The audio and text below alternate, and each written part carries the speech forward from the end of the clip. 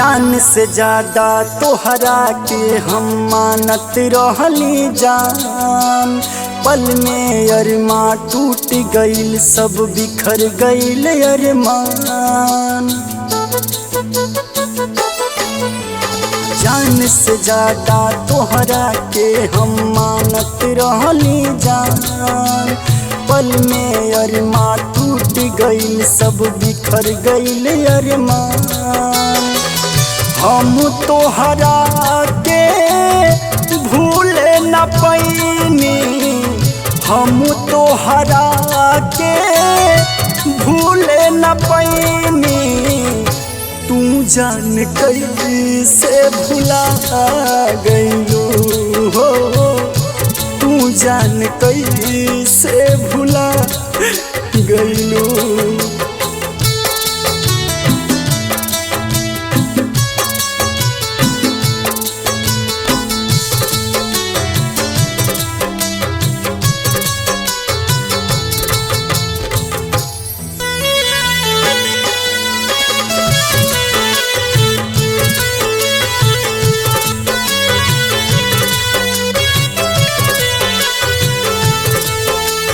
जिंदगी उजड़ गईल तोहरा हो प्यार में।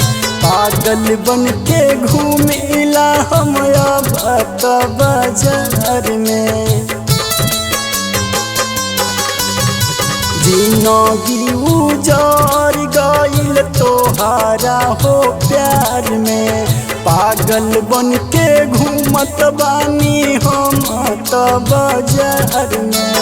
जौवन दिन देखनी ना हम जिंदगी में, जौवन दिन देखनी ना हम जिंदगी में।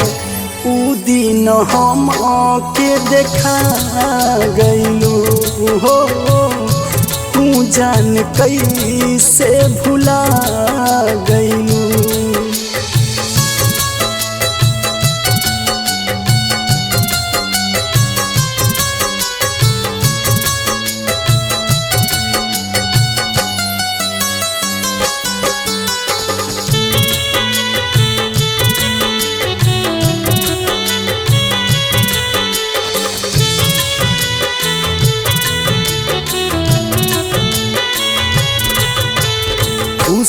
बारू दोसरा के बहिया में जाई। बिपिनो विनायक रोवले आवे ना रोवाई। घूस बारू दूसरा के बहिया में जाई। बिपिनो विनायक रोवले आवे ना रोवाई।